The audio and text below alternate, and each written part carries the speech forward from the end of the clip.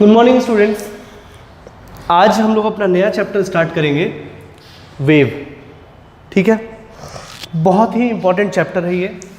ध्यान से देखिए, इसके फेनोमेना को देखेंगे, इससे रिलेटेड इसके मैथमेटिक्स को देखेंगे, वेव इक्वेशन को देखेंगे। ठीक है, बट ये आपका बेसिक होगा। ये वेव के इससे भी बेसिक है एसएचएम। वेव में कलेक्शन ऑफ एसएचएम आएगा। ठीक है, और उससे क्रिएट होगा वेव। और वेव पढ़ने के बाद जब वेव प्रोपगेशन का पूरा प्रॉपर्टी पढ़ लेंगे तो उसके प्रॉपर्टी को फिर अप्लाई करेंगे वेव ऑन स्ट्रिंग पे, फिर हम लोग चलेंगे साउंड वेव पे, and then will move towards wave optics. Okay, so see wave, what is wave? Wave क्या है? तो दोस्तों, वेव है बेसिकली एनर्जी कैरियर। ठीक है ना। जब मैं आपको समझाता हूँ, समझे। जब अगर आपको एनर्जी ट्रांसफर करना है एक पॉइंट से दूसरे पॉइंट तक, तो आप कैसे भेजेंगे? ठीक है, आपको जैसे सपोज करिए कि मुझे ना इस पॉइंट से इस पॉइंट तक एनर्जी को फ्लो करना है 10 जूल। 10 जूल को एनर्जी फ्लो करना है, तो हम कैसे भेज सकते हैं? तो हम दो काम कर सकते हैं। एक पार्टिकल को हमने क्या किया, एक पार्टिकल हम यहाँ से उठाए और इसको 10 जूल का काइनेटिक एनर्जी दे दिए। ठीक है, और 10 जूल काइनेटिक एनर्जी दे दिए, और यहाँ पे बीच में कोई भी फ्रिक्शन नहीं है, और चलते चलते अच्छा, अगर ये पार्टिकल है तो इसके पास मास भी है और इसके पास वेलोसिटी भी है। ठीक है, अच्छा, इसके पास मोमेंटम भी होगा कुछ m/v। ठीक है, तो इसको हम यहाँ से फेंके तो ये ए पॉइंट से बी पॉइंट पे आ गया एनर्जी लेके। ठीक है, ये लो, एनर्जी आपका पहुँच गया कितना, 10 जूल। ये 10 जूल एनर्जी आपका यहाँ पहुँच गया। तो एक पॉइंट से दूसरे पॉइंट तक हम एनर्जी भेज दिए, किसकी मदद से? पार्टिकल की मदद से। ठीक है, पार्टिकल भी साथ साथ चला गया, उसका मोमेंटम भी चला गया। Is this okay? तो इस तरीके से जो हमने एनर्जी भेजा उसको बोलेंगे particle nature. Energy has been transferred by particle nature. ध्यान से, तो इसमें लिखेंगे नोट। पहले नोट से स्टार्ट करते हैं क्योंकि ये बहुत ही फंडामेंटल है। ठीक है, एक एक चीज को समझना बहुत जरूरी है। ठीक है, when energy is transferred by transferring of momentum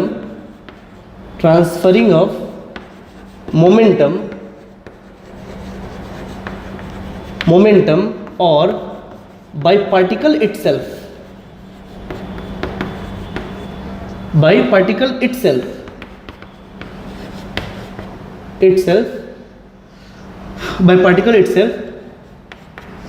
it is called energy transfer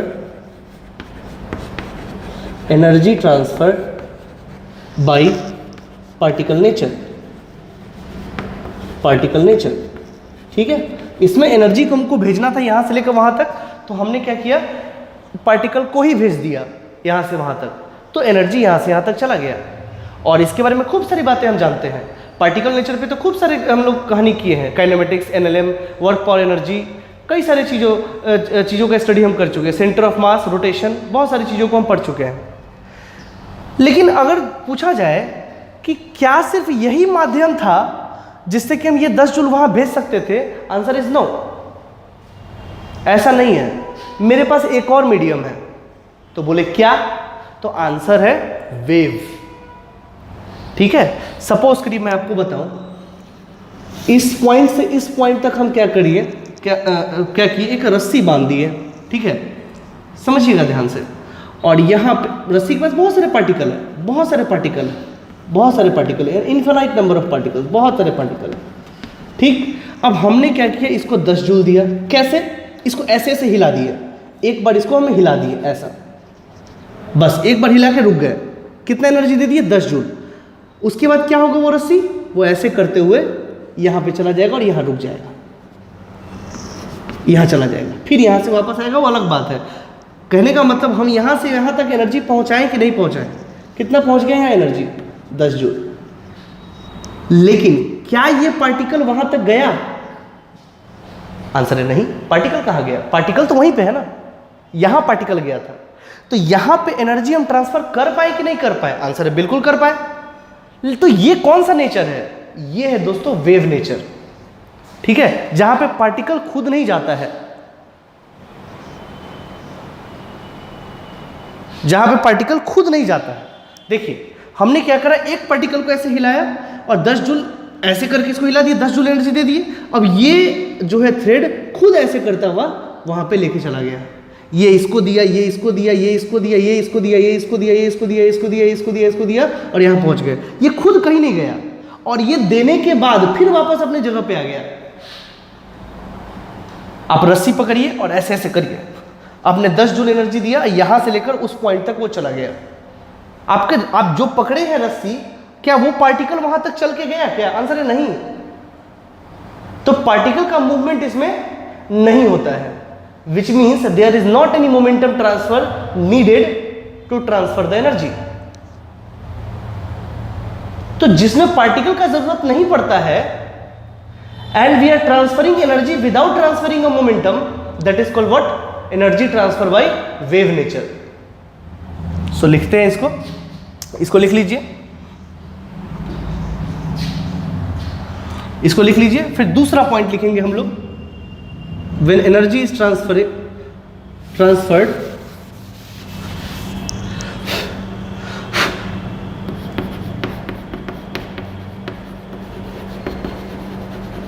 without any momentum transfer,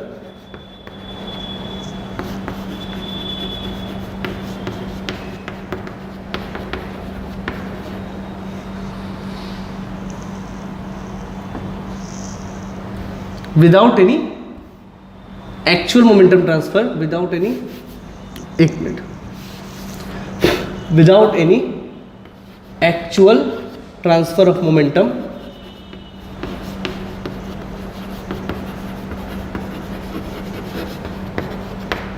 actual transfer of momentum, और without any actual movement, इसको ध्यान रखें, actual movement of particle, actual movement of particle is said to be energy transfer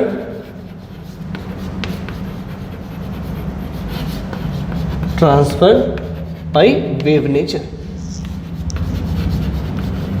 अब कहोगे sir गया तो, आपने हिलाया तो, मोशन में तो आया। देखिए विदाउट एनी एक्चुअल ट्रांसफर, मतलब अगर हम इसको हिलाएं और फिर वापस ले आए, देखिए एक बार ऊपर लेके गए, ऊपर से फिर एक बार फिर वहीं पे ले आए नीचे, तो नेट मोमेंटम कितना होगा? जीरो। मोमेंटम एक वेक्टर क्वांटिटी है, ऊपर का मोमेंटम और प्लस नीचे का momentum zero. Actual momentum transfer कुछ भी नहीं हुआ। फिर नीचे लेके गए, फिर ऊपर लेके आए, actual momentum transfer is zero.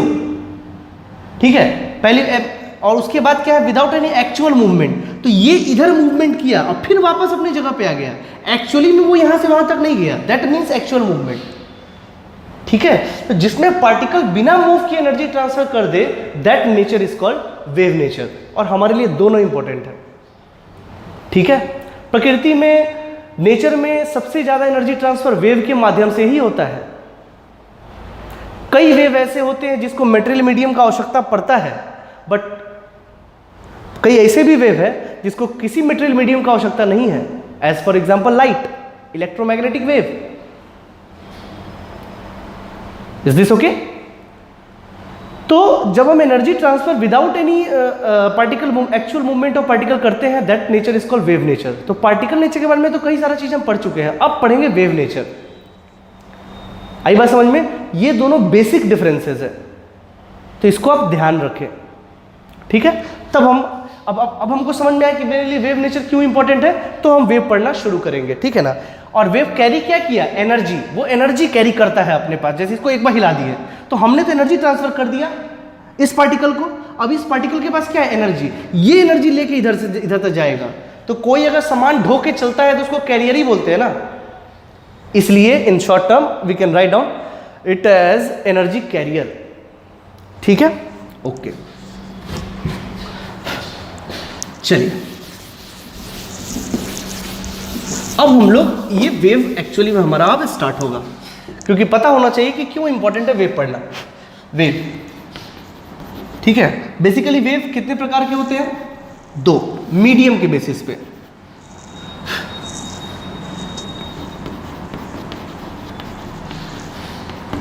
On the basis of medium.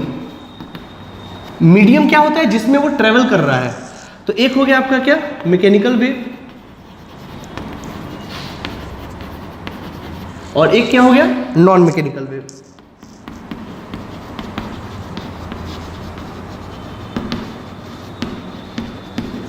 ठीक है, मैकेनिकल वेव क्या हुआ? Which requires material medium. ठीक है, और नॉन मैकेनिकल वेव क्या हुआ? विच डू नॉट रिक्वायर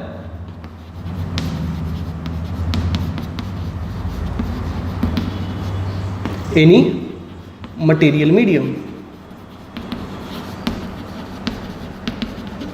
कई सारे फिनोमेना को आप अपने डेली लाइफ में नोटिस करते हो। पानी में देखते हो, एक पत्थर फेंको तो वो गोल गोल ऐसे रिपल बना के जाता है, दैट इज वेव। आपने तो पानी के एक जगह पे गिराया और पानी उसका एनर्जी लेके पूरे पार्टिकल को दे दिया, that is an example of wave. Sound आप बोलते हो और कोई सुनता है, तो ये साउंड क्या है? वेव। ये यहां से वहां तक गया, किसके थ्रू? वेव प्रोपगेशन के थ्रू। ऐसा थोड़ी नहीं कि आप बोले तो यहां का हवा लेके उसको उसके मुंह पे लग गया, उसके कान पे लग गया, चोट लगा उसको एकदम, ऐसा नहीं। ठीक है, सो इसमें एग्जांपल क्या होगा? वेव ऑन स्ट्रिंग, धागे पे, wave on string, sound wave etcetera, sound wave etcetera. इसमें क्या हुआ भाई? इलेक्ट्रोमैग्नेटिक वेव, वही लाइट, इलेक्ट्रोमैग्नेटिक वेव, इसको ही लाइट बोलते हैं। ठीक है, इलेक्ट्रोमैग्नेटिक वेव। ठीक है, इसको किसी चीज़ की आवश्यकता नहीं है। अब मेरी बात ध्यान से सुने, अगर हमको ये पढ़ना है मैकेनिकल वेव, तो हमको किसकी स्टडी करनी पड़ेगी? उसके वेव को पढ़ने के लिए हमको उसके मटेरियल की स्टडी करनी पड़ेगी। उसके मटेरियल को देख के हम पता कर सकते हैं, उसका गणित बना सकते हैं। किसको पकड़ के? मटेरियल को पकड़ के। क्यों? क्योंकि वो मटेरियल के थ्रू होके जा रहा है। हमसे कोई पूछा कि भाई वेव ट्रांसफर करे, चलो इसका मैथमेटिक्स बनाओ, इसका मैथमेटिकल इक्वेशन बनाओ, तो हम किसको पकड़ेंगे? उस पार्टिकल को पकड़ेंगे, क्योंकि उसका मूवमेंट हमको दिख रहा है, और उस पार्टिकल के हेल्प से, उस पार्टिकल के मूवमेंट के हेल्प से हम इसको समझने की कोशिश करेंगे। और इसमें ये जिन फैक्टर्स पे डिपेंड करता है, मीडियम तो है नहीं, तो जिस फैक्टर पे डिपेंड करता है उसको स्टडी करके हम लोग इसका स्टडी करने की कोशिश करेंगे। आई बात समझ में? जैसे एज फॉर एग्जांपल अगर देखा जाए, इसकी बात करते हैं नॉन मैकेनिकल वेव की। Non mechanical wave, electromagnetic. Electromagnetic wave का मतलब क्या हुआ? E B, this is electric field,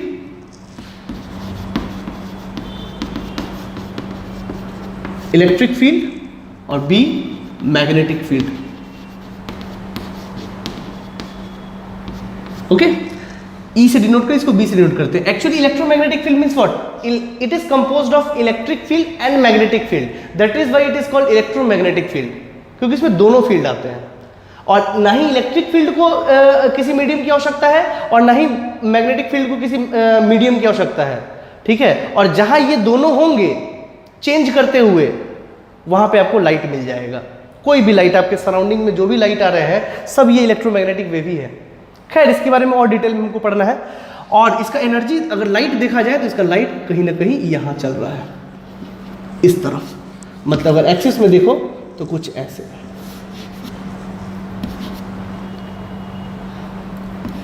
if it is E, if it is magnetic field, then light जो है ऐसे, ये जो वेव चलता है, this is direction of propagation of light, direction of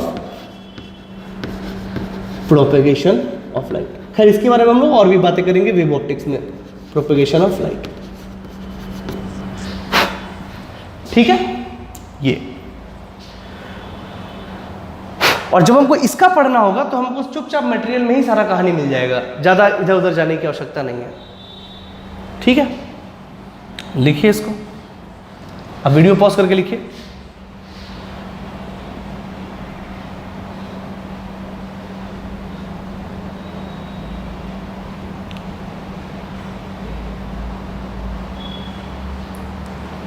okay, आइए थोड़ा वेव को समझते हैं। General wave, normal wave, wave का नाम अगर आ गया तो उससे हम क्या समझेंगे?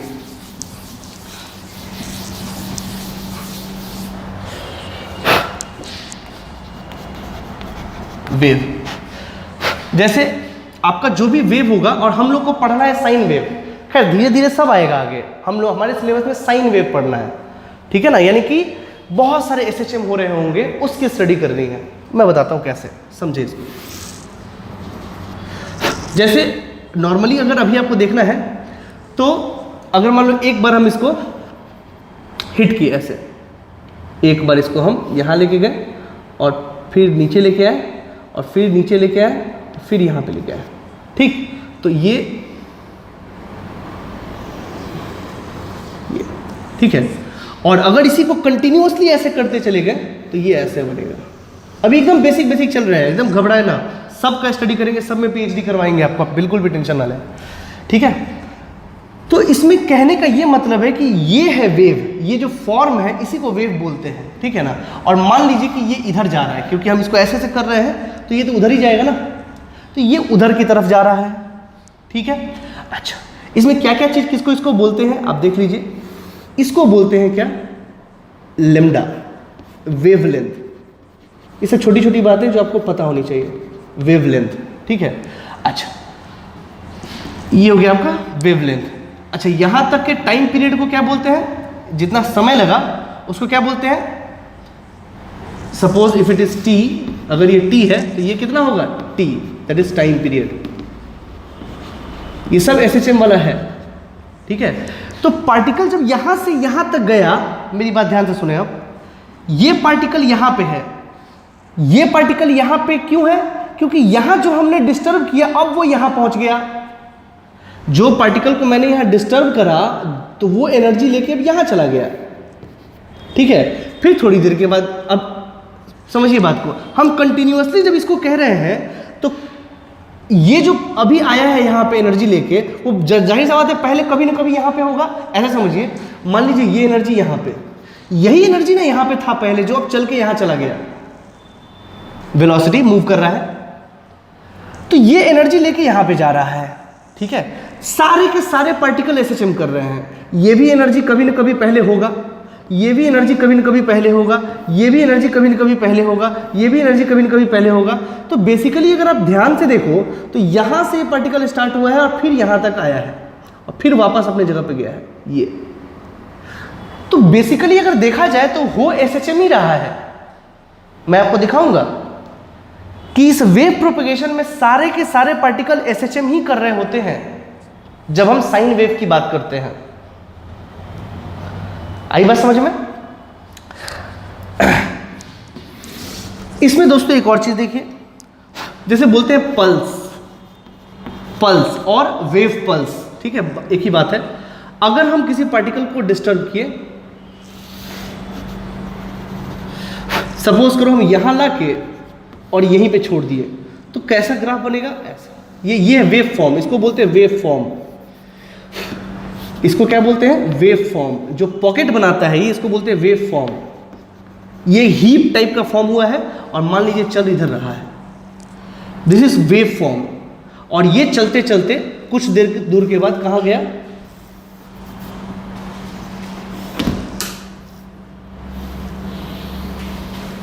ये यहां पहुंच गया, ठीक है। सो ये देखिए, ये वेव पल्स क्या हो रहा है? मूव कर रहा है यहां पे, अब ये यहां आ गया, फिर ये आगे की तरफ अग्रसर है, ठीक है। So this is called what? यहां पे जो हमने एनर्जी दिया वो कैरी करते करते अब यहां तक चला है, ठीक है। सो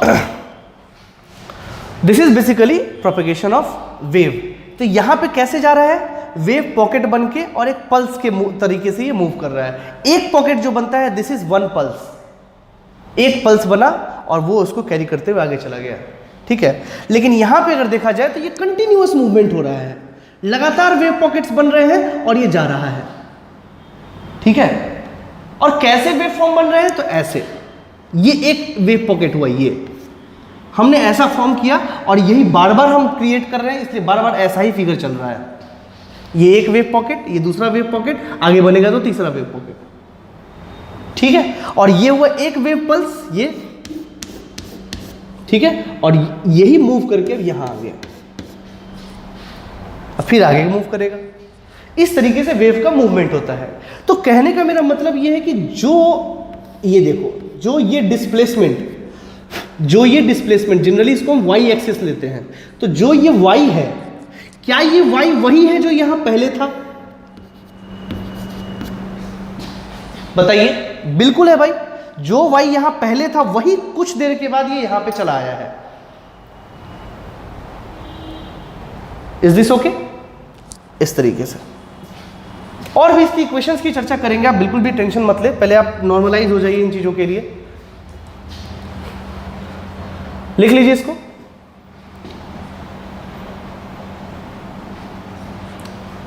हम लोग वेव पल्स का कहानी पढ़ेंगे, फिर यहां पे भी आएंगे, वेव पल्स कैसे बनता है वो भी सब समझ में एकदम बिल्कुल। पहले एकदम फंडामेंटल से चलते हैं। लिख लीजिए इसको।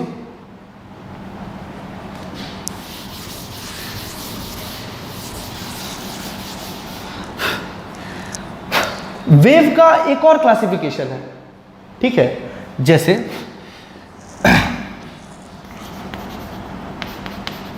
On the basis of direction of movement of particle.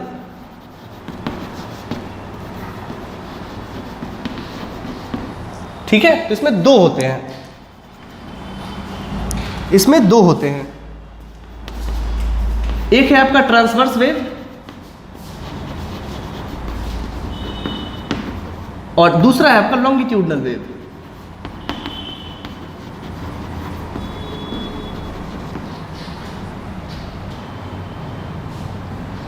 So students, अब देखिए यहां पे दो टाइप के वेव होंगे on the basis of direction of movement of particle, that is transverse wave और लॉन्गिट्यूडनल वेव। ठीक है, इसको समझते हैं। सबसे पहले देखिए transverse wave.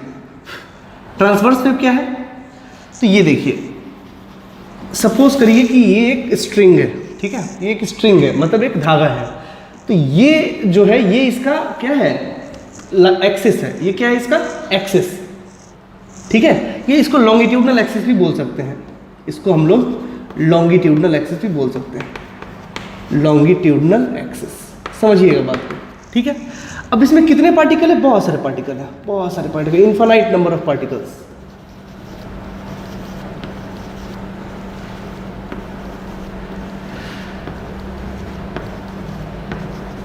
Infinite number of particles, है ना।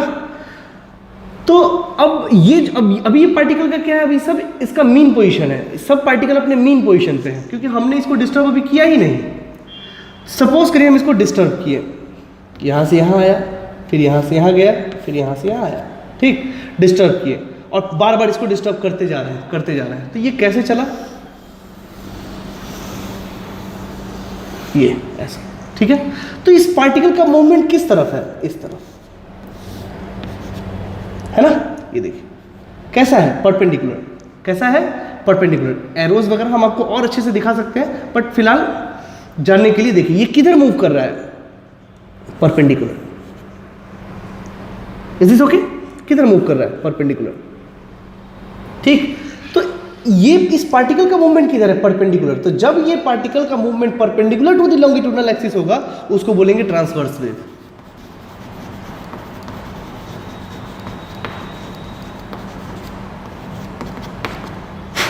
ठीक है, तो यहां पे लिखेंगे when.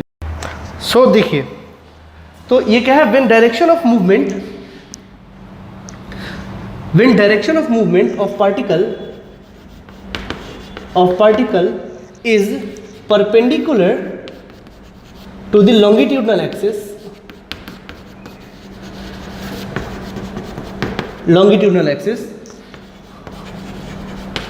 then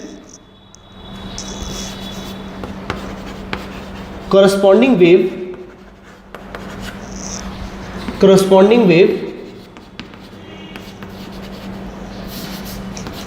is known as transverse wave.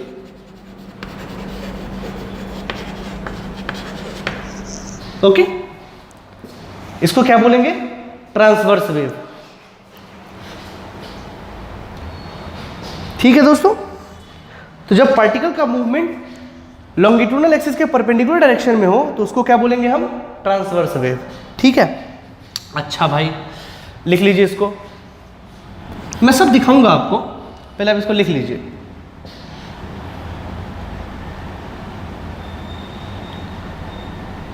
ठीक है, और इसका एग्जाम्पल क्या क्या हो जाएगा? इसका example wave on string,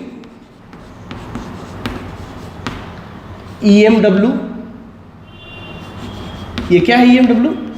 electromagnetic wave है ना, लाइट भी आपका यही वेव है। ठीक है, कैसे पता चला लाइट ये है वो सब बताएंगे आपको, पहले लिखते चलिए।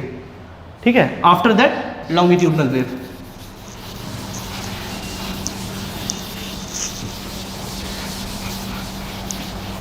अच्छा एक चीज और देख लीजिए, ट्रांसवर्स वेव में समझ लीजिए एक चीज और, उसी में जो जहां आप लिखे थे उसी में बहुत सारे पार्टिकल्स थे।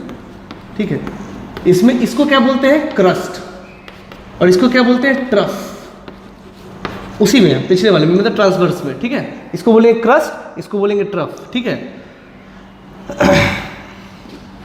ठीक है, इसको लिख लीजिए, बस कुछ नहीं बना था फिगर, वहां क्रस्ट नीचे ट्रफ कर लीजिए, आपको पता भी है पहले से। ठीक है, चलिए अब आते हैं लॉन्गिट्यूडनल वेव।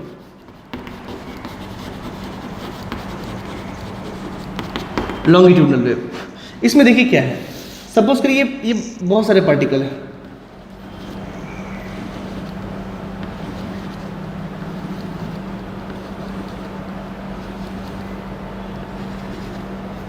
ठीक है, बहुत सारे पार्टिकल्स हैं, तो इसमें मूवमेंट कैसा होगा? ऐसा, ये इधर गया और फिर इधर चला आया अपने पास। ठीक है, अच्छा क्या इधर नहीं जाएगा? क्या जाएगा, क्यों नहीं जाएगा? फिर इधर गया और तब इधर आ गया, तो एक टाइम पीरियड हो गया। मतलब मूवमेंट कैसा है? ऐसा। इसके बारे में सोचिए, ये इधर गया, सिर्फ इसके बारे में सोचिए, मैं ध्यान से इसको थोड़ा समझना मुश्किल होता है। ये इसका मीन पोजीशन है, यहाँ से ये वाला पार्टिकल यहाँ पे गया, सपोज S गया।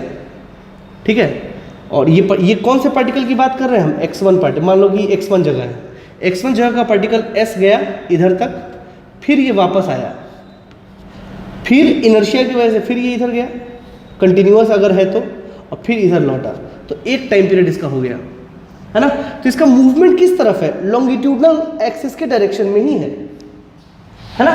तो इस केस में क्या बनता है? इस केस में बनता है कंप्रेशन एंड रेयरफैक्शन। देखिए जब ये कंप्रेस करेगा तो ये सारे पार्टिकल एक जगह पे आ जाएंगे, इसकी डेंसिटी बढ़ जाएगी। ठीक है, कुछ देर के बाद आपको कैसा लगेगा नज़ारा हम आपको दिखाते हैं। कुछ देर के बाद आपको ये पार्टिकल एक जगह पे है और फिर कुछ पार्टिकल दूर हो जाएंगे। ठीक है, फिर कुछ पार्टिकल यहाँ दूर हो गए, फिर कुछ पार्टिकल यहाँ पास आ गए, मैं दिखाऊंगा आपको। तो यहाँ पे क्या बनता है? तो यहाँ पे बनता है जैसे ये होगा आपका रेयर फ्रैक्शन, और ये क्या है? कंप्रेशन। ठीक है, उसमें एक वेवलेंथ में क्या क्या होता था? एक वेवलेंथ में एक कंप्रेशन, एक क्रस्ट था और एक ट्रफ था। इसमें एक कंप्रेशन में क्या आएगा? एक वेवलेंथ में क्या आएगा? एक कंप्रेशन, ध्यान से, इज दिस ओके? एक कंप्रेशन और रेयर फ्रैक्शन। आई बात समझ में? सो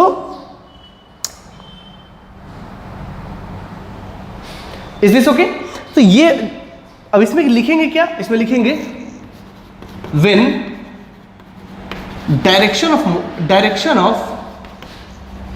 motion of particle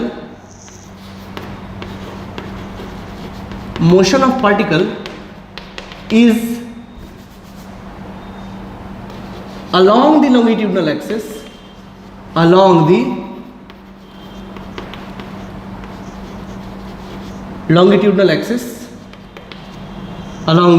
longitudinal axis, it is termed as longitudinal wave.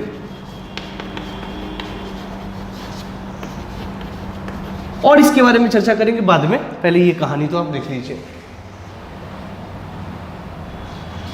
ठीक है, मतलब इसमें पार्टिकल कैसे गया, एक बार गया, एक बार फिर इधर आया, फिर इधर गया, फिर इधर आया, तो एक टाइम पीरियड आपका हो गया। इसमें भी सारा टाइम पीरियड, लेमडा वगैरह सब वैसे ही चलता है, सब कुछ, कोई डिफरेंस नहीं।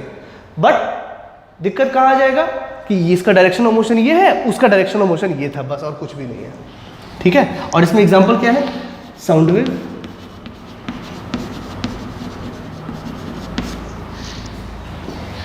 ठीक है, लिख लीजिए।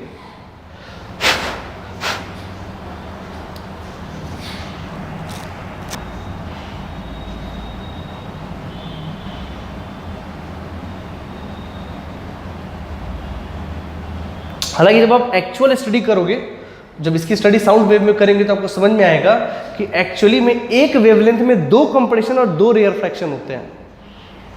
मैं पढ़ाऊंगा बाद में, ठीक है ना, वो बाद में आएगा, फिर से आएगा, सारा कुछ डिटेल में पढ़ेंगे। बट फर्स्ट ऑफ ऑल जो बातें हैं वो तो ये हैं, ये हमने इसलिए बता दी क्योंकि हमको इसको दिखाना है आपको, क्योंकि ये सारी बातें क्लियर होंगी तो समझ में अच्छा से आएगा। ठीक है, इसको लिख लीजिए अच्छे से।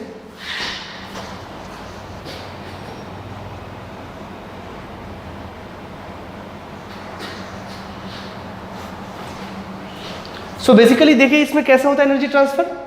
अगर ये पार्टिकल है, ये ऐसे है ना, जैसे हारमोनियम का पैड होता है ना, कैसे ऐसे से करता है, अगर उसको हम आगे बढ़ाएंगे तो वैसे ही आगे बढ़ेगा।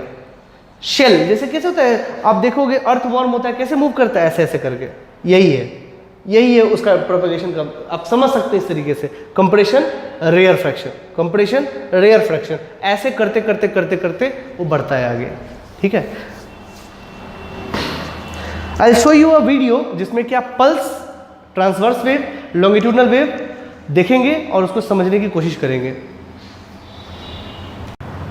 So student will see here a single pulse कैसे आता है, आप वो देख लीजिए। ये देखिए, दिस इज पल्स, ये देखिए ये बना पल्स। ठीक है, इसने क्या करा, ये अपने हाथ से क्या किया, ये एनर्जी दिया, उसके बाद ये एनर्जी कैरी करके आगे बढ़ गया। ठीक है, और ये बना दिया एक पल्स, और एक ही बार ये मूवमेंट किया था, उसके बाद ये रुक गया। आप ध्यान से देखिए, you can see here, yes, ये this is the movement of pulse, you can see this is the movement of pulse. Okay, and after that जो रिफ्लेक्ट हुआ वो भी केसेस है, बाद में पढ़ेंगे उसके बारे में, बट बेसिक यही है कि there is a movement of pulse. Is this okay? Okay friends, let us understand transverse wave. Transverse wave में क्या होगा, सपोज कर लीजिए कि ये जो है, ये जो लाइन है, dotted line, I think you can see it, this line is the axis line, longitudinal axis जिसको बोलते हैं, और ये जो जितने भी डॉट्स दिख रहे हैं, सपोज कर लीजिए कि वो पार्टिकल का मीन पोजीशन है। पार्टिकल का क्या है, मीन पोजीशन है। ये पार्टिकल इस समय यहाँ पे हो रहा है, ये पार्टिकल इस समय यहाँ है, ये पार्टिकल इस समय यहाँ है, इस तरीके से ऐसे समझना है। ठीक है, और ये क्या है, ये एसएचएम क्रिएट कर रहा है रेगुलरली ऐसे ऐसे। ठीक है, और अपना एसएचएम क्रिएट करता है और आगे बढ़ा देता है, अपना एसएचएम क्रिएट करता है और आगे बढ़ा देता है, अपना एसएचएम क्रिएट करता है और आगे बढ़ा देता है।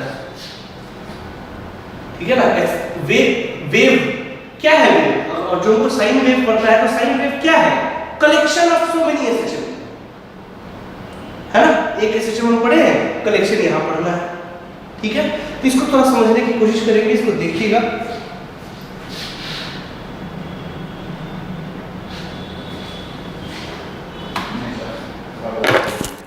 सी, this is transverse wave. Students, this is transverse wave.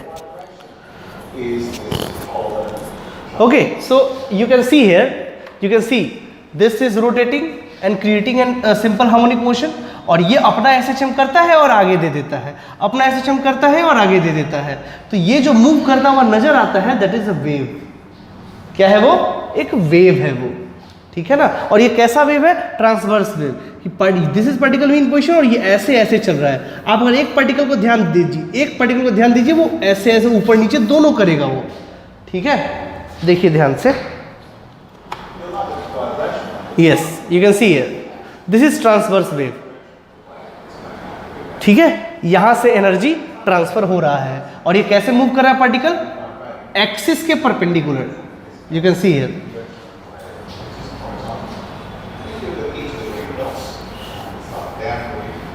देखिए एक पार्टिकल सब कुछ कर रहा है, ये देखिए, जैसे ये पार्टिकल की बात करें, ये पार्टिकल ये आप एक पार्टिकल पे ध्यान दीजिए, वो SHM कर रहा है।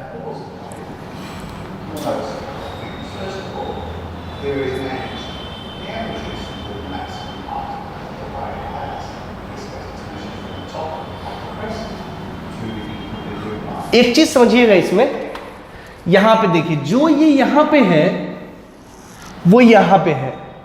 मेरा बात ध्यान से सुनिएगा, ये जो घटना इस समय हुआ पहले कहां हुआ था? तो यहां हुआ था। इसकी बात हम पहले फिर करेंगे, ठीक है, ध्यान रखिएगा। ये जो अभी यहां पे है पहले कहां था? यहां, वो यहीं से गया है ना वहां पे। ओके, तो अगर ये t टाइम पे है तो 0 टाइम पे कहां? यहां पे होगा वो। Is this okay? और फिर इसको हम क्रिएट करते करते हम आगे की तरफ ही जा रहा है। आप ईच एंड एवरी पार्टिकल पे नजर रखिए, ये पूरा ये एक SHM करेगा, यहां से यहां जाएगा, फिर यहां से यहां लौटेगा। ठीक है, तो इसको देखिए,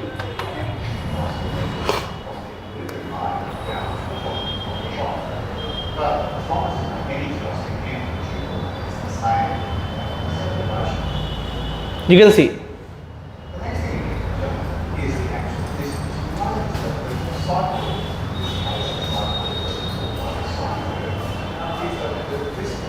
ये साइन वेव है, इसको साइन वेव बोलते हैं।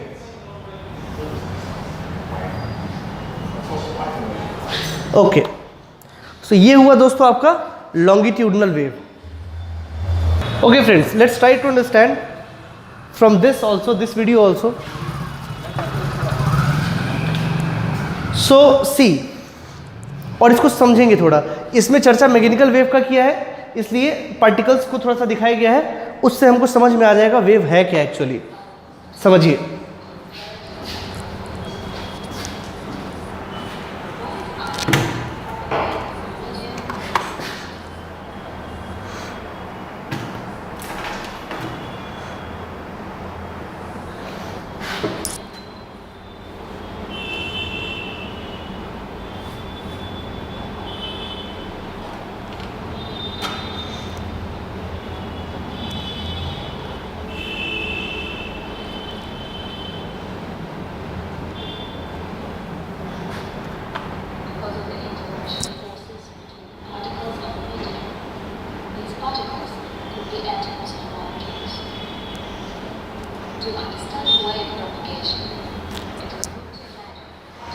देखिएगा,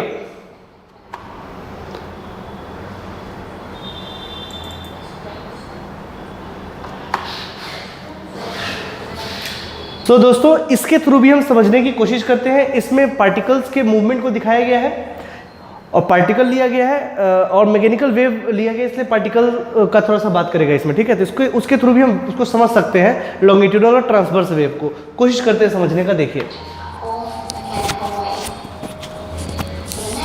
this presentation, I will use the term waves to refer to mechanical waves. Waves are able to propagate through a medium because of the interaction forces between the particles of the medium. सबसे पहली बात है कि wave आगे की तरफ क्यों move करता है? क्योंकि दोनों में फोर्स का इंटरेक्शन होता है। उसके अगल बगल वाले पार्टिकल्स में फोर्सेस का इंटरेक्शन होता है जो उसको खींचता है। यही इस मॉडल में समझाया गया है। ठीक है, उसको समझेंगे थोड़ा। Particles could be atoms or molecules. और ये एटम हो सकते हैं, मॉलिक्यूल हो सकते हैं। ये स्प्रिंग पार्टिकल मॉडल से इसको समझाया गया है, इसको समझने की कोशिश करिए। देखिए, ऐसे समझिए, मैं समझाता हूँ, ऐसे समझिए। इसमें ऐसा क्यों लिया गया है? ऐसा इसलिए लिया गया है, ये पार्टिकल्स है और इसके बीच में स्प्रिंग है, लगाया गया है समझने के लिए। समझने के लिए क्यों भाई? समझने के लिए क्योंकि हर पार्टिकल के बीच में इंटरमॉलिक्यूलर फोर्स होता है, इंटरमॉलिक्यूलर फोर्स ऑफ अट्रैक्शन, जिसके कारण वो उसको पकड़े रहता है। ठीक है, तो उसके पकड़ने की टेंडेंसी को वो किससे दिखाया है? स्प्रिंग से दिखाया है। ठीक है, तो this is spring and ball method, और उसके थ्रू आपको समझाने की कोशिश करता है। हर एक पार्टिकल के बीच में एक फोर्स लगा हुआ है, इस फोर्स को शो करने के लिए स्प्रिंग को दिखाया है ये। Interaction forces between the particles of the medium.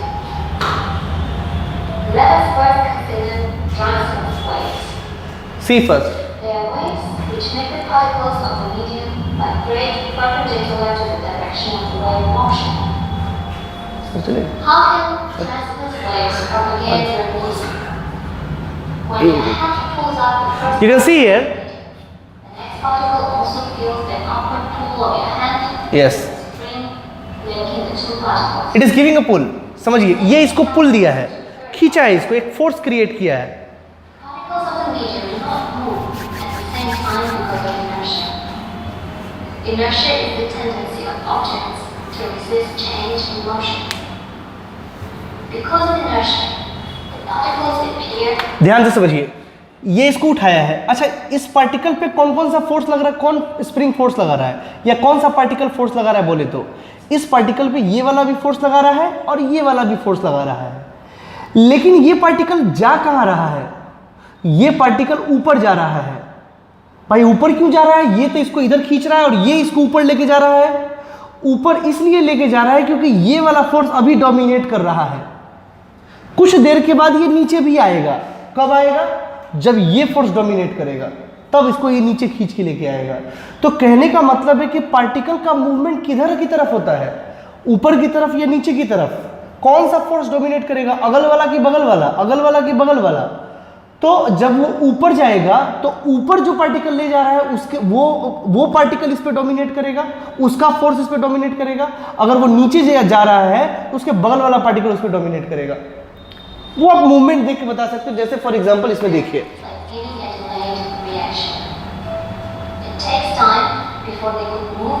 You can सी अभी ये ऊपर जा रहा है, अभी ये ऊपर गया। They tend to have greater inertia. Waves move slower when the medium has greater mass. Similarly, if the first particle is pulled down, now you can सी अब ये नीचे आ रहा है, the particle next to it. The forces अब ये नीचे आ रहा है, अब ये फोर्स इस पे डोमिनेट कर रहा है। influence the motion of those next to them. And you can C in you can C fact, you can C you can सी ये पार्टिकल ऊपर भी गया था फिर नीचे भी आया। कब ऊपर गया, तो जो ऊपर ले जाने वाला मॉलिक्यूल है जब उसका फोर्स डोमिनेट कर रहा है तो ये ऊपर की तरफ जा रहा है। जब नीचे ले जाने वाला पार्टिकल का फोर्स डोमिनेट कर रहा है तो ये नीचे आ रहा है। ठीक है, एंड इट इज, अगर ये एक SHM कर रहा है तो सारे पार्टिकल एक SHM करेंगे। ठीक है, आई थिंक आपको समझ में आया। that they experienced You can see. to neighboring particles. The particles of the medium return to their undisturbed positions. अच्छा, अब समझिए, जैसे कि आप SHM में समझे थे। देखिए, suppose this is the mean line, suppose this is the mean line. Particle जो है वो यहां से यहां पे गया था, गया, कोई भी फोर्स के कारण गया तो, और उसके बाद फिर वो लौटा तो वो रुका नहीं, वो फिर नीचे गया। क्यों गया, पहले ऊपर क्यों गया, तो ऊपर गया वो इलास्टिक फोर्स की वजह से। इलास्टिक फोर्स कहां से आया, अगल बगल से, जो इंटरमोलिकुलर फोर्स थे, इलास्टिक फोर्स। अच्छा, जब यहां पे आ गया सर, तब तो खींचने वाला तो जीरो हो गया, तब तो इसका जो इलोंगेशन था वो तो खत्म हो गया, तब तो फोर्स भी खत्म हो गया होगा सर। फिर ये नीचे क्यों आया, तो ये नीचे आया इनर्शिया की वजह से। अरे आपको तो मैंने पहले भी बताया था, SHM होने के लिए या फिर SHM होने के लिए दो चीज़ का होना बहुत आवश्यक है, एक इलास्टिक फोर्स और दूसरा इनर्शियल फोर्स। यहाँ दोनों काम करेगा। इनर्शियल फोर्स काम करेगा इस पार्टिकल की वजह से, और ये जो ऊपर जा रहा है वो जा रहा है इलास्टिक फोर्स की वजह से। ठीक है, और कॉम्बिनेशन के कारण ये पॉसिबल है, ये भी SHM करेगा, और कंटिन्यूअस SHM करेगा तो ये अपना SHM करके आगे भेज देगा, ये अपना SHM करके आगे भेज देगा। हर पार्टिकल SHM रहा है, हर पार्टिकल। कोई मेरे से पूछा कि हर पार्टिकल के SHM में क्या अंतर है, उसके फेज का, अलग अलग फेज का है, लेकिन वो गया सोर्स से ही है, वो कहीं से आया नहीं है, ये सोर्स ही क्रिएट करके उसको आगे भेजा है। तो ये बात समझिएगा। Also, because of this, Now see the video, you can see the video. the energy creating a wave. देखो देखो वो पार्टिकल ऊपर भी जा रहा है, फिर नीचे लौटा, फिर नीचे गया, फिर ऊपर लौटा। You can see it. Now let us consider longitudinal wave. अब देखिए longitudinal wave. there are waves that make the particles of the medium vibrate parallel to the direction of wave motion. When you pull and push alternately one so friends you can सी इसमें movement कैसे हो रहा है, देखिए first particle of the ये medium moves left and right ऐसा from its original position. ऐसा, ये The push and pull on the first ये देखिए, particle ये कंप्रेशन, ये रेयर फ्रैक्शन, ये कंप्रेशन, ये रेयर फ्रैक्शन, ये देखिए। अब ये पार्टिकल उधर क्यों जा रहा है, जब इसका force then move left and right you can C, as the wave. You can सी, ये देखिए ये इसको खींच रहा है, इसका फोर्स इससे ज़्यादा है इसलिए इधर जा रहा है। ठीक है, इधर भी लौटेगा कब, जब इसका फोर्स इससे ज़्यादा हो जाएगा, इस स्प्रिंग से ज़्यादा हो जाएगा, तब ये पीछे की तरफ लौटेगा। ठीक है, and in this way like this and this करते करते वो वहाँ तक जाएगा। आप देख सकते हैं यहाँ पे देखिए compression rarefaction, this is rarefaction, this is compression, compression rarefaction, rarefaction, इस तरीके से आगे गया है। देखिए यू कैन सी है, But then again, ये particles of the you can see, medium are not carried along by the you can see. waves. So transferring of energy in longitudinal wave is like this. They do not move at the same time. You can see. Remember the magic word inertia. यहाँ भी elastic force है और inertia है। ठीक है, so friends we had seen different types of wave motions, longitudinal wave and transverse wave, और उसको समझने की भी कोशिश करें। और उससे हमको समझ, एक और वीडियो है जिससे कि आपको समझ में आएगा। वो वीडियो मैंने बनाया है डेमोन्स्ट्रेशन करके, उसका लिंक हम आपके डिस्क्रिप्शन बॉक्स में डाल देंगे। ठीक है, तो वो भी देखिएगा। ठीक है, उससे भी आपको समझ में आएगा काफ़ी कुछ। ठीक है, तो ये बेसिकली वेव का आपका बेसिक था, जो भी बेसिक मैंने आपको दिखाया कि बेसिकली क्या है वेव। ठीक है ना, इस तरीके से हम इसको समझते हैं। ठीक है, अब अगर देखा जाए तो सब, जैसे समझिए बात को, इसमें इसके इक्वेशंस को कैसे लिखते हैं।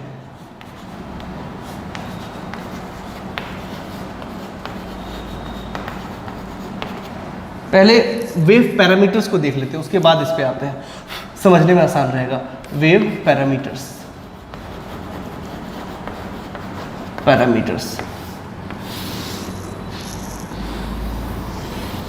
अगर ये वेव है, ये होगा उसका वेवलेंथ, जिसको लेमडा से डिनोट करेंगे। वेवलेंथ जिसको हम लोग किसे डिनोट करेंगे, लेमडा से, उसको लेमडा बोलते हैं। ठीक है, और अगर सपोज करो ये टाइम t है, तो ये जितने देर में होता है उसको बोलेंगे capital T, that is called time period. ये यहाँ से इतनी दूर में जब चला आएगा, उसमें जितना समय लगेगा उसको बोलेंगे टाइम पीरियड। सब कुछ वैसा ही चलेगा, बाकी इसमें कोई दिक्कत नहीं है। ये v, इसको बोलेंगे वेव वेलोसिटी। ठीक है, और ये जो है कांस्टेंट होता है, ये जो है क्या होता है, कांस्टेंट। ये कांस्टेंट रफ्तार से उधर की तरफ मूव करता है। ठीक है, अच्छा, दूसरी बात और भी चीज़ें देख लीजिए। 1/t, इसको क्या बोलते हैं, फ्रीक्वेंसी। फ्रीक्वेंसी ये होता है हर्ज। ठीक है, फिर एक आएगा omega, that is called angular frequency. जो सब आया था SHM में सब यहाँ आएगा, एंगुलर फ्रीक्वेंसी। ठीक है, वो कितना होगा, 2π/t और 2π × 1/t और 2π न्यू, इसको बोलते हैं। ठीक है, इसका यूनिट उसी तरह हर्ज होगा, इसका यूनिट जो भी होगा क्या होगा, ये सेकेंड इनवर्स, पहले भी आपको बताया था मैंने। इसका यूनिट क्या होगा, मीटर, इसका यूनिट क्या होगा, सेकेंड, ऐसा यूनिट्स। ठीक है, तो ये वेव पैरामीटर्स है, इसको याद रखिए। इसको बोलते हैं क्रस्ट, जैसा कि पहले भी आपको बता चुके हैं, क्रस्ट। इसको बोलते हैं ट्रफ, इसको बोलते हैं trough, TROUGH, trough.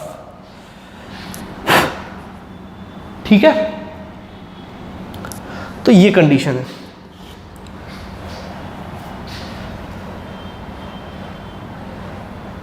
Is this okay? चलिए, इस पैरामीटर्स को दोस्तों थोड़ा सा ध्यान रखना पड़ेगा हम लोगों को, ठीक है। अच्छा, एक चीज और, अगर देखा जाए this v is how much, तो कितना दूरी तय किया, लेमडा, कितने समय में, t टाइम में, ठीक है। तो वेलोसिटी क्या, वेव वेलोसिटी क्या होगा, लेमडा अपॉन t, और v is equal to lambda into nu. ये ध्यान रखिएगा, ये सारे एक्सप्रेशन छोटे छोटे हैं जो आपको याद रखने चाहिए।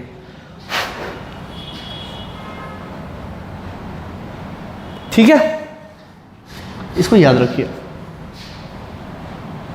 ये v कांस्टेंट क्यों होता है, क्योंकि इस डायरेक्शन में कोई पार्टिकल थोड़ी ना जाता है। पार्टिकल इधर से इधर मूव करता है क्या, नहीं करता है। तो पार्टिकल जो इधर से उधर तक मूव करेगा ही नहीं, तो उसका नेट फोर्स क्या होगा, 0, और एक्सेलरेशन क्या होगा, 0। तो वेलोसिटी तो कांस्टेंट होना ही है, ध्यान रखिएगा।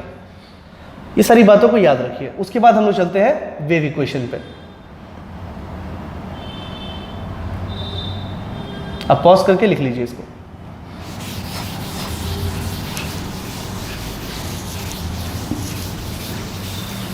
अच्छा, see student, suppose this is displacement, ठीक है ना, डिस्प्लेसमेंट ऑफ पार्टिकल। इसके डिस्प्लेसमेंट को ही हम वेव इक्वेशन बोलेंगे, ठीक है ना। इसके डिस्प्लेसमेंट को ही निकालना है हमको, पहली बात तो ये, ठीक। अब जैसे सपोज करिए, मान लीजिए हम इसको बार बार ऐसे से कर रहे हैं, ठीक है। मान लीजिए ऐसा, ये सपोज करिए एक्स डायरेक्शन में मूव कर रहा है, ऐसा समझिए, और इसको हम बार बार करके एसएचएम कर रहे हैं, तो ये ऐसा वेव क्रिएट हो रहा है, ठीक। और मुझे जो है, मुझे क्या है, यहाँ का वेव इक्वेशन पता है। सपोज करो इसका जो वेव इक्वेशन है वो a sin omega t plus phi, यही होता था ना एसएचएम इक्वेशन, पढ़े हो ना। ये एसएचएम ये क्रिएट करा, और जिसका एक्सप्रेशन हमको पता है, ठीक। समझिएगा बात ध्यान से। अब मान लीजिए कि मुझे इस पार्टिकल का जानना है, ठीक है। तो ये जो पार्टिकल का डिस्प्लेसमेंट आया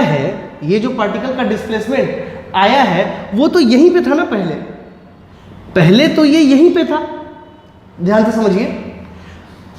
तो मान लीजिए कि मुझे ना x दूरी का पार्टिकल का चाहिए, ठीक है, ये y। सबसे पहली बात ध्यान से सुनिएगा, y हमको कहाँ का चाहिए, किस पार्टिकल का चाहिए, इस पार्टिकल का। ये y is equal to x क्या है, यहाँ पे क्या है, तो यहाँ पे उस पार्टिकल का मीन पोजीशन है, ठीक है। जिस पार्टिकल का हमको y निकालना है, समझिएगा ध्यान से, जिस पार्टिकल का हमको y डिस्प्लेसमेंट निकालना है वो कहाँ पे है, उसका मीन पोजीशन कहाँ पे है, तो यहाँ से x पे है, अच्छा, ये पार्टिकल अभी यहाँ पे है, लेकिन चला कहाँ से था, यहाँ से। समझिएगा, जैसे ऐसा करिए कि मान लीजिए कि at t is equal to 10 second पे यहाँ पे है, ठीक है, और at t is equal to 7 second पे ये यहाँ पे था। मान लीजिए ये 7 सेकेंड पे यहाँ पे था, ठीक है।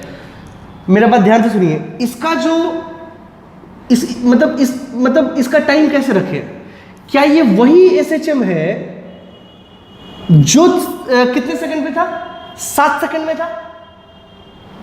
क्या ये वही एसएचएम है जो पहले कहां था, 7 सेकंड पे था? ठीक है, अगर आप डिस्प्लेसमेंट देखना चाहते हैं उसका, सपोज करिए ये ऐसा कर लीजिए ताकि उसका y मिल जाए। ये देखिए, समझ में आएगा आपको। ये पहले यहां था, यही ना चल के यहां पे गया है, ठीक है। तो ये कहां पे था, तो ये कहां पे, y इज इक्वल टू कहां पे, ये कहां वाला है, मतलब पहले कहां था, तो y इज इक्वल टू 7 पे था। तो हम इसको क्या लिख सकते हैं, तो y is equal to at this time 10 minus 3, यहां से यहां चलने में इसको कितना समय लग गया, 3। ये चल रहा है v वेलोसिटी से, समझिएगा। तो इसका जो हम एसएचएम इक्वेशन लिखेंगे, तो लिखेंगे y is equal to a sine omega अब टी में कौन सा डालें? टी में देखिए 3 टाइम आया आपके सामने, 7, 10 और 3। कहां पे था ये? 7 पे। कहां पे था ये? 7 पे। ठीक है, तो हमको क्या डालना पड़ेगा? हमको डालना पड़ेगा इस समय टाइम कितना है? 10 सेकेंड। टाइम कितना है हमको? कहां पे चाहिए? y at 10 second. कहां पे? x पे। समझिएगा बात को। तो हमको टाइम यहां क्या डालना चाहिए? तो t, अगर ये टाइम t है यानी कि 10 माइनस, अगर ये दूरी सपोज x अगर मान लो कि 9 है, 9 मीटर, तो मुझे क्या डालना चाहिए? 10 माइनस इसका टाइम घटा देंगे, तब ना हम यहां पहुंचेंगे। इतने टाइम में से अगर इस पूरे टाइम में से अगर इतना टाइम घटा दे तभी नहीं यहां पे हम पहुंचेंगे। तो that is how much? Omega into 10 minus, अब इतने टाइम कितना लगा? तो x बटा v, या फिर अगर देखा जाए तो मान लीजिए 9 और v मान लीजिए 3 मीटर पर सेकेंड है, तो क्या डालना पड़ेगा? 9/3 प्लस 5। ये वो SHM है जो कितने देर में पहुंचा? 10 माइनस 9/3 यानी कि 3, 10 माइनस 3 7, जो 7 सेकेंड पे था वही अब यहां पे है। ठीक है, तो अगर जनरलाइज्ड में डालें, अगर हम t में डालें, अगर इसको हमको t में डालना है, अगर हमको t में डालना है, ठीक है, तो हमको क्या डालना पड़ेगा? हमको डालना पड़ेगा y इज इक्वल टू, जो एक्सप्रेशन आएगा इसके जगह क्या डालना पड़ेगा? t minus x by v plus 5। ये हम कैसे निकाल लिए? हमको एक SHM का वैल्यू पता था यहां पे, ठीक है, हमको कहां पे निकालना था? x पे निकालना था। कहां पे निकालना था? x पे निकालना था। तो जो अभी x पे हो रहा है वो x बटा v टाइम पहले हो चुका है। आई बात समझ में? हालांकि है भी तो ये SHM ना। तो जो एक्सप्रेशन आया हमारा वो y आया, जो y आया वो आया a sine omega t minus x by v plus 5।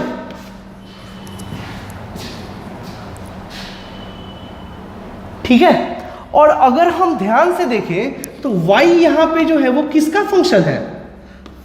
t का, x का, या दोनों का? आंसर है दोनों का।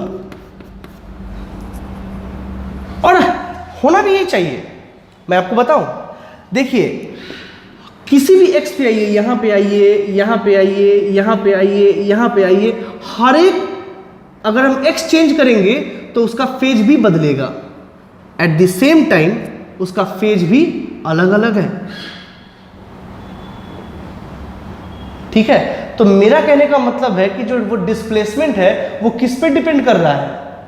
अगर हम आपसे पूछे कि बताओ वेव का डिस्प्लेसमेंट कितना है, तो आप क्या बोलोगे? कहां पे चाहिए आपको? हम बोले कि हमको x पे चाहिए। अब x पे भी आ गए तो ऐसा थोड़ी नहीं कि हर समय वो इतना ही बना रहेगा, वो तो ऐसे ऐसे करता है। तो एक तो आपको पहले चाहिए कि आप कहां पे जाना है और कितनी देर बाद आप पूछ रहे हैं। यानी कि आपको अगर कोई पूछा कि इस वेव में इस पार्टिकल का डिस्प्लेसमेंट क्या है, हम बोले आपका सवाल अधूरा है, आप हमसे सही सवाल पूछिए।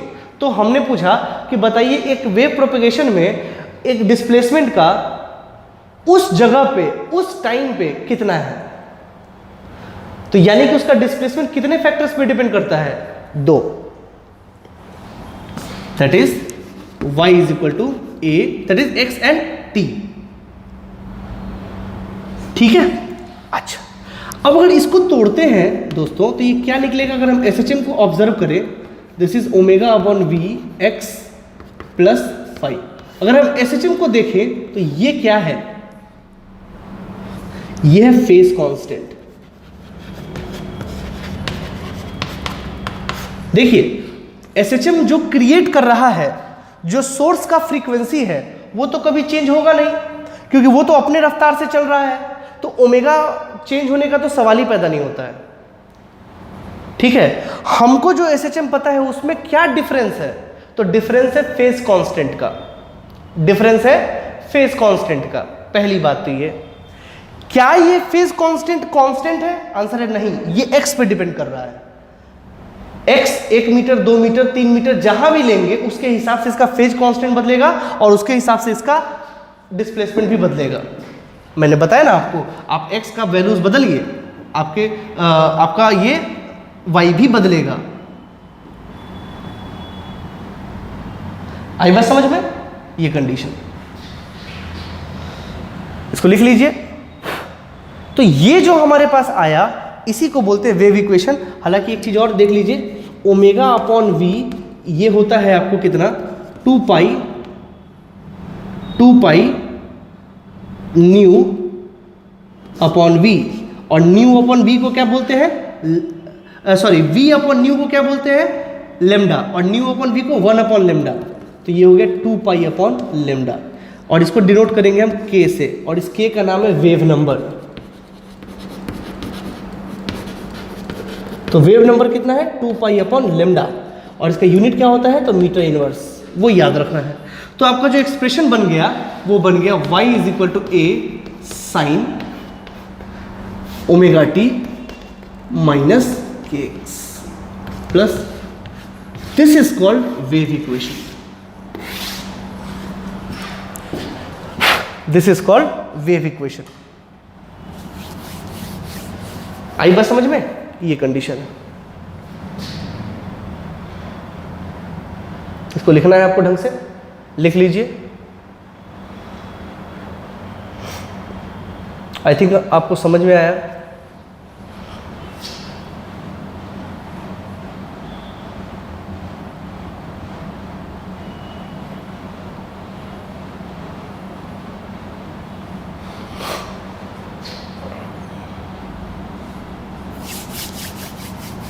तो अगर हमको एक एसएचएम का वैल्यू पता है तो क्या उससे हम वेव इक्वेशन निकाल सकते हैं? आंसर है हाँ।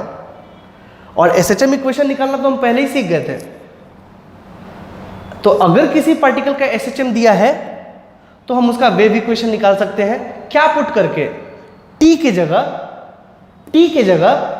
T minus x upon v, बस इतना ध्यान रखिए। और t minus x upon v क्यों रखते हैं ये भी मैंने आपको बता दिया, लिख लीजिए इसको।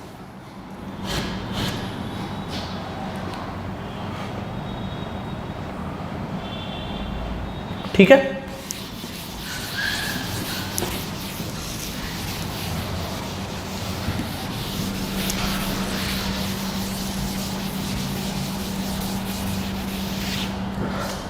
और समझिए,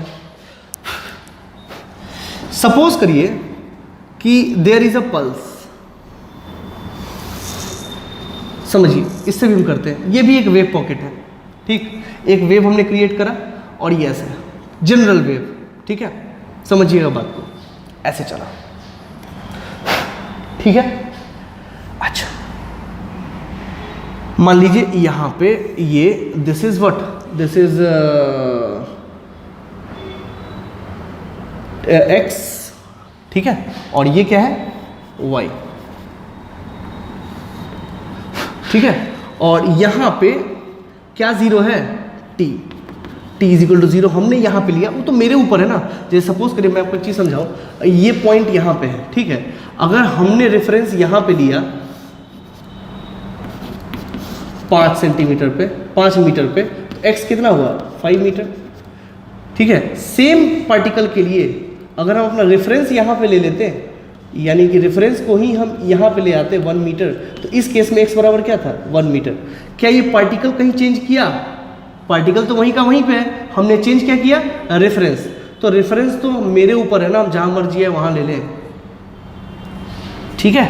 उसी तरह इसको समझने के लिए देखिए, यहाँ पे t इक्वल टू 0 है और x इक्वल टू 0 कहीं ना कहीं यहाँ पे है, ऐसा समझ लीजिए, this is x equal to 0 and this is y, ठीक है, ऐसा समझ लीजिए, ठीक है, पूरी बात आपको क्लियर होनी चाहिए, ठीक है। अच्छा मान लीजिए कि थोड़ी देर के बाद ये कहां चला गया, ऐसा, ये इधर की तरफ मूव कर रहा है, थोड़ी देर के बाद मान लीजिए ये इधर आ गया,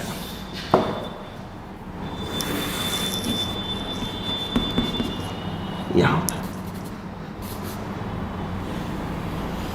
ये ऐसा आ गया, ठीक है, तो इसका ये y यहां चला गया। ठीक, अच्छा मान लीजिए कि ये इसका दूरी कितना है, तो x इज इक्वल टू 0 से निकालेंगे दूरी।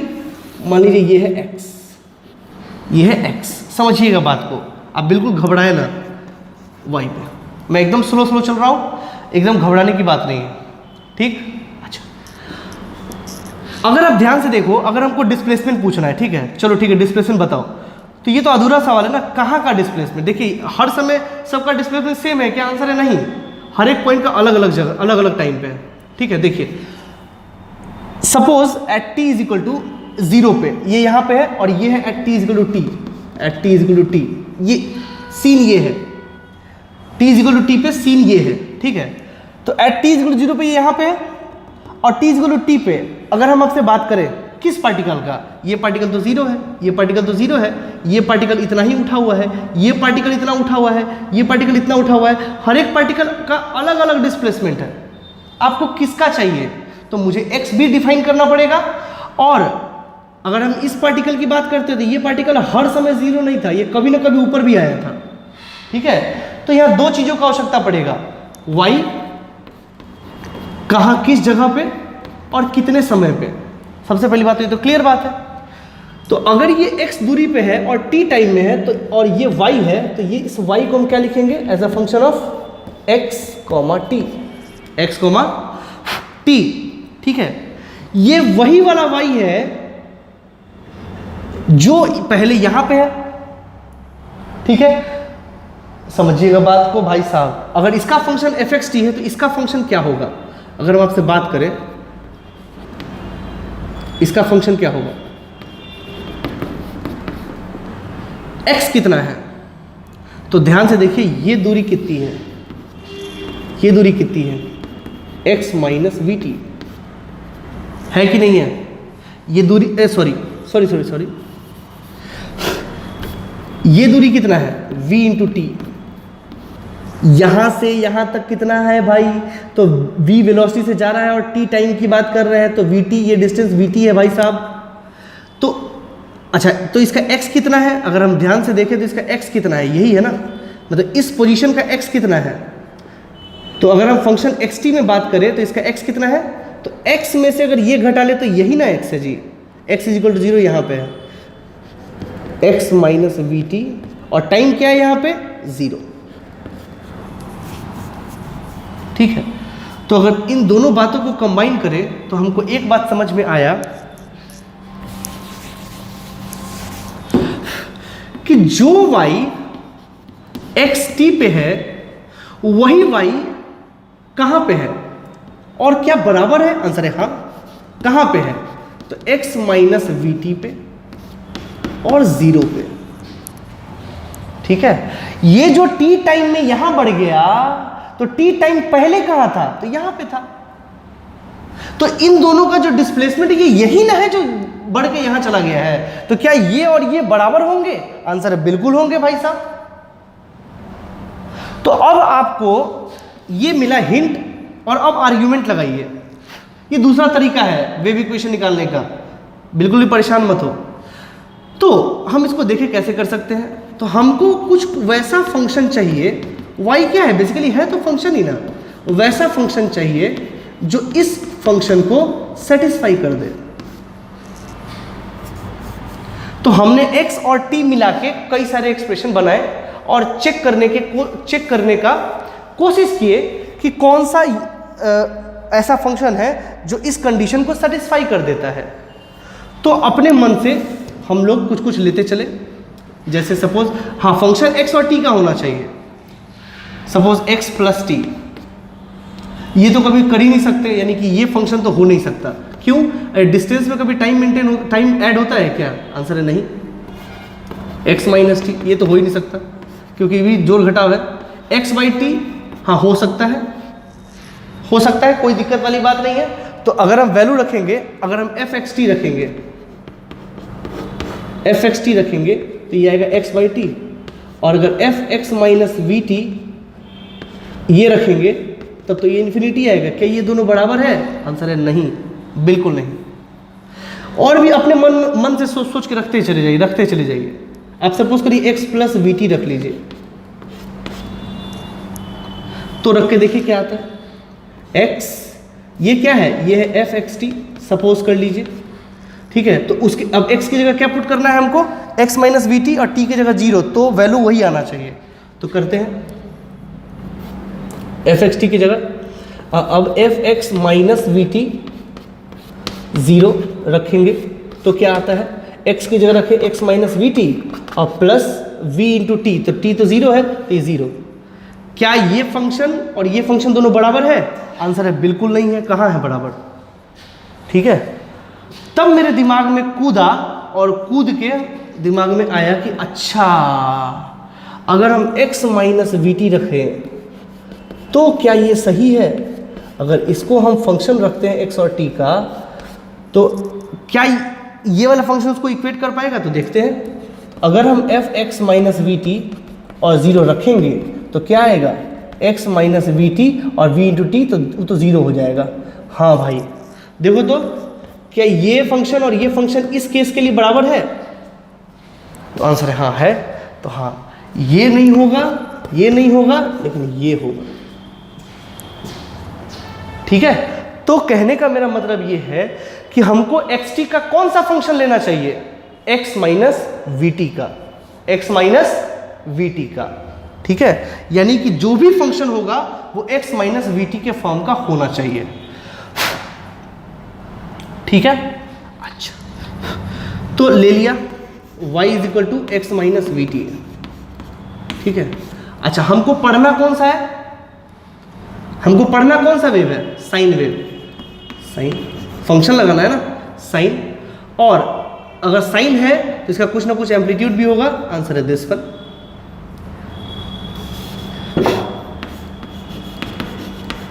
ठीक है। लेकिन ये क्या है, अगर आप देखो तो ये डिस्टेंस है और ये भी डिस्टेंस है, तो डिस्टेंस में से डिस्टेंस घटेगा तो डिस्टेंस ही आएगा, मतलब मीटर में से मीटर घटेगा तो मीटर ही आएगा। साइन कभी किसी मीटर का लिखते देखे हो? आंसर कभी नहीं ऐसा होता है। तो हमको एक ऐसा कांस्टेंट उसमें मल्टीप्लाई जरूर करना होगा जो इसको क्या कर दे, एंगल बना दे, जो इससे मल्टीप्लाई होकर क्या बना दे, एंगल बना दे। ठीक है ना।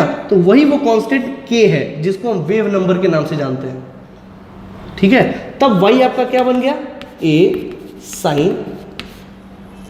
साइन के एक्स माइनस के वी टी, और यही k इंटू वी आपका क्या बनेगा, ओमेगा।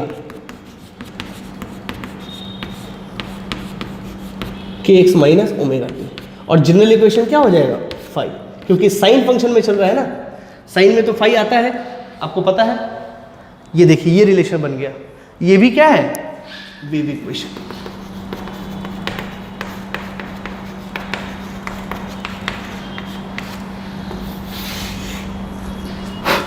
देख लीजिए, ये हुआ इस तरीके से समझने के लिए, जो मर्जी है समझ में आ जाए। ठीक है। अब आप कहोगे कि सर ये दोनों इक्वेशन अलग अलग है क्या? आंसर है नहीं, दोनों इक्वेशन सेम ही है। आप बिल्कुल भी ना घबराएं, दोनों में सिर्फ और सिर्फ फेज का डिफरेंस है और कुछ नहीं, बाकी दोनों एक्सप्रेशन वेव का ही है। ठीक है। साइन के x minus omega T, sign omega t minus k x, दोनों वेव का ही इक्वेशन है, घबराने की कोई बात नहीं है। लिख लीजिए,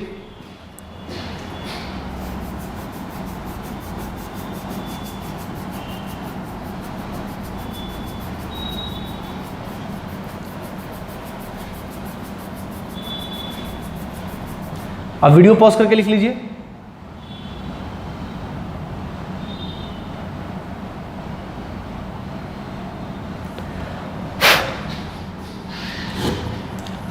आप उन दोनों में से कोई भी क्वेश्चन यूज करके आगे बढ़ सकते हैं, मुझे कोई आपत्ति नहीं है। आंसर सिर्फ फेज में आएगा, याद रखिए। अच्छा सर, यहां आप साइन क्यों लिए? साइन इसलिए लिए क्योंकि हमको साइन वेव पढ़ना है। सर अगर साइन नहीं होके और भी कुछ होता तो नहीं बनता क्या? आंसर है बनता है, बिल्कुल बनता है भाई साहब, क्यों नहीं बनता है? हमको पढ़ना साइन वेव है। हम कुछ और वेव फॉर्म्स पढ़ेंगे छोटा छोटा एग्जाम्पल्स के लिए, ताकि आपको समझा सके, वो बाद में लेंगे। लेकिन सबसे पहले, लेकिन फंक्शन में वो x माइनस वी टी ही आएगा। जैसे फॉर एग्जाम्पल अगर हमसे कोई पूछे sir y is equal to a upon x minus v t का होल स्क्वायर प्लस 5, सर क्या ये एक वेव है? आंसर है बिल्कुल है, बिल्कुल है। मैं चेक करके भी बताऊंगा आपको आगे, तो परेशान बिल्कुल भी मत हो। हमको पढ़ना ये सब नहीं है, हमको पढ़ना सिर्फ साइन वेव है, ध्यान रखिएगा, ठीक है। चलिए आप इसको पॉज करके लिख लीजिए। यहां पे x कहाँ है? पीछे x इज इक्वल टू 0 और टाइम इज इक्वल टू 0 इधर है, तो इससे थोड़ा समझ में आता है, इसलिए मैंने अलग अलग लेके दिखाया है आपको। एक और चीज कर लेते हैं और देखिए, और तरीके से समझा के बताते हैं आपको, समझिए।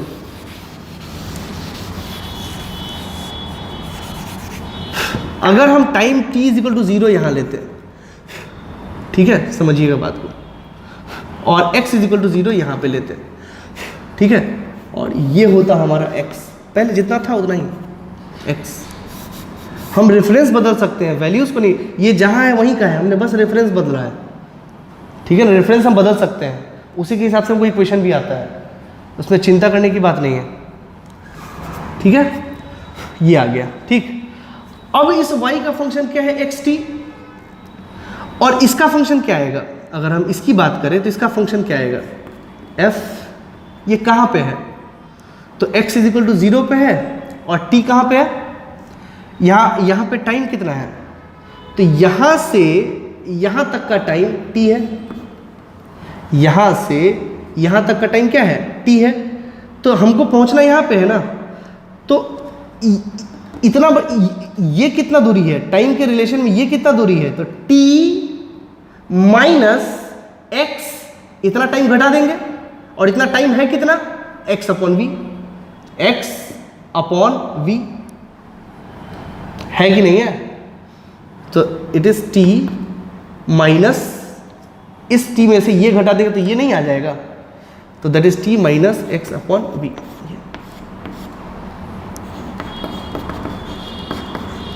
ठीक है, फिर रिलेशन रख के देख लीजिए, वही आएगा। एकदम निश्चिंत होके समझना है, ठीक है। तो यानी कि यहां क्या मिलाना है? F x t is equal to f 0 और t minus x by v, ठीक है। तो यहां पे भी अगर जो रिलेशन मिलेगा, ठीक है, आप एक्सप्रेशन चेक कर लीजिएगा, एक्सप्रेशन आपको मिलेगा जो जो इस कंडीशन को सेटिस्फाई कर रहा है, वो एक्सप्रेशन मिलेगा t upon x by v. आप करके देख लीजिए, जिस तरह पहले चेक किए थे ना उस तरह इसको भी चेक कर लीजिए इन दोनों फंक्शन के लिए। This is f x t, ठीक है। आप चाहे तो f0 और t minus x by v रख के देख लीजिए, देखिए क्या आता है। मैं रखता हूँ, t की जगह रखना है t minus x v, x upon v, minus x की जगह क्या रखना है? 0 अपॉन वी, तो ये तो 0 हो गया, आ गया t minus x upon v. क्या ये और ये बराबर है? आंसर है हाँ, तो ये दोनों फंक्शन भी तो बराबर हो गया तो कंडीशन प्रूव, ठीक है। तो फिर हम यहाँ क्या करेंगे? उसी तरीके से लेंगे t minus x upon v, ठीक है, t minus x upon v, ठीक। उसके बाद हमको पढ़ना कौन सा वेव है? साइन, ठीक है। अगर यहाँ साइन आएगा तो ये तो एक एंगल है और ये डायमेंशनलेस है। अगर डायमेंशन डालना है तो हमको एक ए भी लेना पड़ेगा, क्योंकि वाई अगर मीटर में है तो कुछ ना कुछ ऐसा मल्टीप्लाई करना पड़ेगा जो मीटर में आएगा। कर लिया। अब साइन टाइम का तो निकलता नहीं है, तो टाइम को एंगल बनाना पड़ता है, तो टाइम को एंगल बनाने के लिए ओमेगा आता है, ठीक है। तो वाई इज इक्वल टू क्या हो गया? A sine omega t minus omega by v x, और जनरल इक्वेशन क्योंकि साइन आ गया तो यहाँ फाइव ही आएगा फेज कांस्टेंट के रूप में, ठीक है। और ओमेगा बाई वी क्या है? अरे भाई अभी आपने किया ना कि k इंटू ओमेगा बराबर वी होता है, अभी तो किया था कुछ देर पहले, k इंटू v बराबर ओमेगा होता है, ठीक है। अभी भी किया है इससे पहले वाले इक्वेशन में, तो ओमेगा बाई वी क्या हो जाएगा? k, simple. तो क्या a sine omega t minus k x plus 5, देख लीजिए। बट है तो दोनों सेम चीज ही, है तो दोनों सेम चीज ही। हमने रेफरेंस बदला तो मेरा इक्वेशन बदल गया। अब रेफरेंस जिस हिसाब से लेंगे उस हिसाब से इक्वेशन लिखना होगा, बस सीधी बात है। कंडीशन तो वही है, उसी पे मैंने दोनों प्रूव कर दिया। तो ये तो यही वाला रिलेशन है ना। तो अगर कोई पूछे कि दोनों रिलेशन में से कौन सही है, तो दोनों सही है अपने जगह पे, रेफरेंस के हिसाब से डिपेंड करता है वो, और बाकी कोई दिक्कत नहीं है। वेव इक्वेशन पे कोई अंतर नहीं पड़ने वाला, ठीक है। तो आई थिंक आपको मैंने समझाया अच्छे तरीके से, ठीक है। इसको समझिए, और भी बातें करेंगे इन चीज़ों पे। के का वैल्यू कितना होता है हम निकाल के भी दिखा देंगे, वैसे लिख लीजिए।